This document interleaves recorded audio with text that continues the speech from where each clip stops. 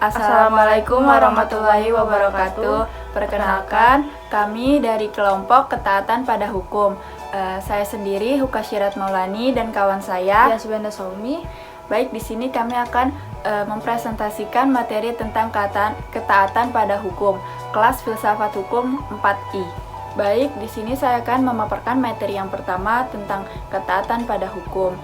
Di sini sebelumnya kita membahas mengenai alasan mengapa manusia itu harus patuh kepada hukum dan mengapa juga manusia itu ada yang melanggar hukum. Nah, perlu juga kita ketahui dahulu pengertian hukum itu sendiri apa. Hukum itu pengertiannya sangat luas dan dapat saya simpulkan hukum itu berarti sebuah bentuk peraturan yang keseluruhan kegiatannya di manusia ini di tengah-tengah masyarakat itu sendiri dan disertai adanya sanksi yang dapat dipaksa pelaksanaannya. Dan dari sifat dasar itu hukum itu bersifat memaksa dan mengatur. Nah, dalam kaitannya kewajiban patuh terhadap hukum, Raymond Wax memberikan pertanyaan, salah satunya mengapa manusia harus patuh terhadap hukum. Nah, di sini ada teori teokrasi, yang mana sejarah teori teokrasi itu muncul dari para ahli filosof pada masa lampau di Eropa yang menganggap dan mengajarkan bahwa hukum itu berasal dari Tuhan Yang Maha Esa dan manusia diperintahkan Tuhan harus tunduk kepada hukum. Teori teokrasi ini juga berasal dari bahasa Yunani yang terdiri dari teokrate yang artinya Tuhan dan kratein yang artinya memerintah. Dalam artiannya bentuk pemerintahan dalam prinsip ilahilah yang memegang peran di dalam hukum tersebut. Baik, selanjutnya, kewajiban moral masyarakat untuk mentaati hukum. Kewajiban tersebut meskipun memaksa, namun dalam penerapan atau prakteknya, kewajiban tersebut merupakan tidak absolut. Kemajemukan budaya yang tumbuh di dalam masyarakat, norma-norma hidup, dan tumbuh berkembang dengan pesat. Kewajiban moral dalam menyelesaikan masalah-masalah dengan keadaan tertentu. Dan mengapa sih kita sebagai makhluk individu harus mentaati hukum?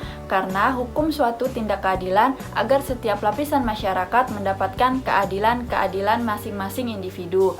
Bayangkan coba kalau misalnya di dalam negara kita itu tidak adanya hukum.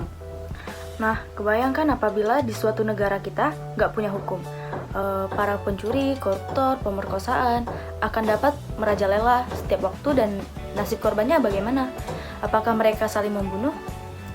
Nah, itulah sebabnya masyarakat harus menaati hukum agar tidak terjadi perpecahan serta dapat menyadarkan masyarakat bahwa berbuat jahat itu ada sanksinya.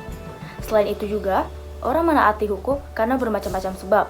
Dikarenakan orang merasa bahwa peraturan itu dirasakan sebagai hukum, maka benar-benar berkepentingan akan berlakunya hukum tersebut. Karena harus menerima supaya ada rasa ketentraman, karena kalau ada melanggarnya akan terkenakan sanksi. Nah, sekarang saya akan menjelaskan tentang implementasi taat hukum saat ini. Hukum yang berlaku di dalam kehidupan tentu membantu masyarakat memiliki kehidupan dengan tujuan yang lebih baik.